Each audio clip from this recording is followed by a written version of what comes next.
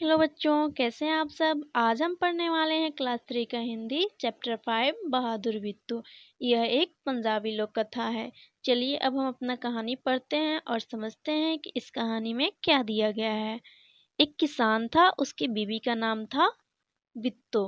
एक दिन किसान ने अपनी बीवी से कहा, सुबह जब मैं खेत में हल चला रहा था तो एक शेर ने आकर कहा, किसान किसान अपना बैल मुझे दे दे वरना मैं तुझे खा जाऊंगा। बिट्टो ने उससे पूछा, तुमने क्या जवाब दिया। देखिए तो किसान ने क्या कहा। किसान ने कहा, मैंने कहा तू यहीं रुक, मैं घर जाकर अपनी गाय ले आता हूँ। अगर तू बैल खा लेगा तो हम लोग भूखों मर जाएंगे। यह सुनकर बिट्टू को बहुत गुस्सा आया। उसने किसान को फटकारा।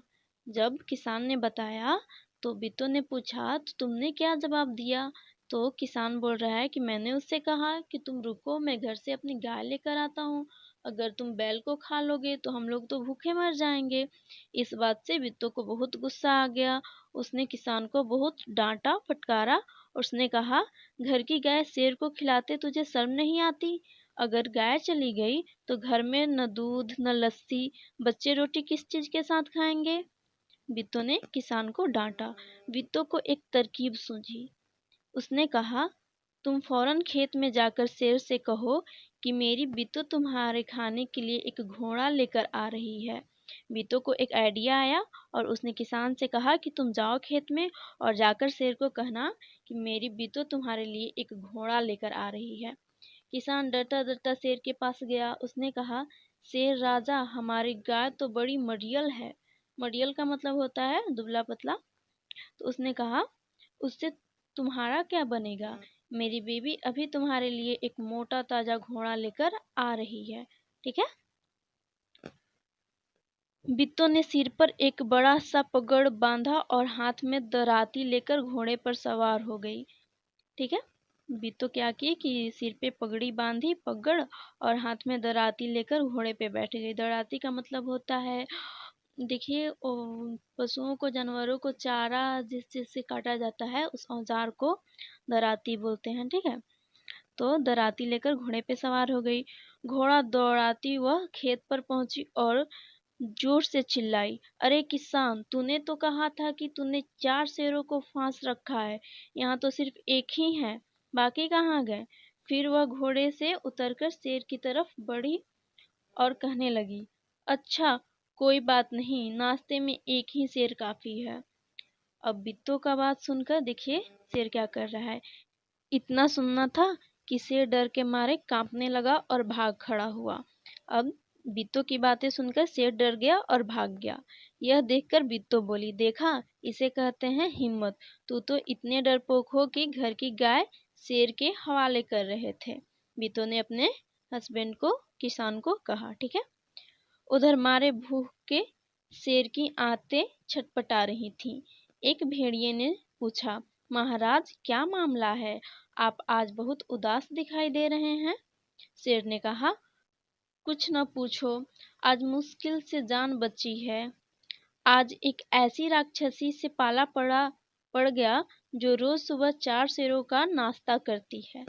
शेर ने भेड़िए से बताया कि आज एक ऐसी राक्षसी के साथ मिला पाला पड़ा था कि वह हर सुबह 4 शेरों का नाश्ता करती है। यह सुनकर भेड़िया बहुत हंसा। वह सुबह झाड़ी में छिपकर सारा तमाशा देख रहा था।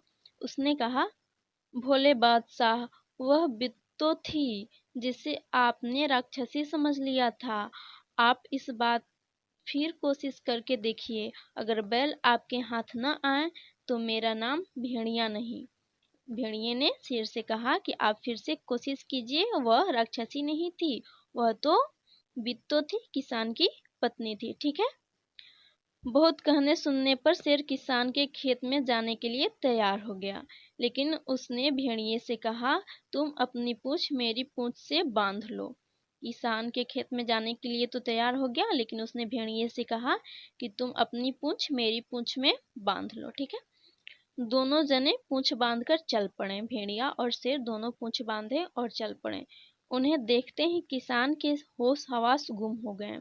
वह डर से थर थर कांपने लगा, लेकिन बिट्टू बिल्कुल नहीं घबराई। भेड़िए के पास जाकर उसने कहा, क्या रे भेड़िए, तू तो अभी वादा करके गया था कि तू अपनी पूंछ से 4 शेर बांध कर लाएगा, लेकिन तू तो सिर्फ एक ही शेर लाया है, वो अभी मरियल सा। भला इससे खाकर मेरी भूख मिट सकती है? खैर इस वक्त यहीं सही। इतना कहकर बिट्टो आगे बढ़ी। अब जब शेर लौट के दोबारा आया उनके खेतों पे, किसान तो घबरा गया, लेकिन बिट्टो नहीं घबराई। वह गई और भेड़िए से बोली, क्या भेड़िए, तूने तो कहा था कि मैं 4 शेर को अपने पूंछ से बांध कर लाऊंगा, लेकिन लाया एक, वो भी मरियल सा। फिर बोली, कोई बात नहीं, आज यहीं खा के रह जाऊंगी, ठीक है। शेर के होश हवास उड़ गए। उसने समझा कि भेड़िए ने उसके साथ धोखा किया है। वह फौरन वहां से भाग गया। भेड़िया बहुत चीखा चिल्लाया, लेकिन शेर ने एक न सुनी, तेजी से भागता चला गया। ठीक है। भेड़िया फिर शेर डर के मारे भाग गया। किसान और बिट्टू आराम से रहने लगे। उन्हें मालूम था कि अब शेर उनके खेत की तरफ फिर कभी नहीं आएगा। ठीक है। तो देखिए बिट्टू कितनी बहादुर थी और कितनी चालाक थी।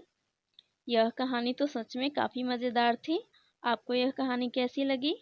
अगर आपको ये कहानी अच्छी लगी हो तो प्लीज़ वीडियो को लाइक करें, शेयर करें, कमेंट करें और हाँ, चैनल को सब्सक्राइब करें।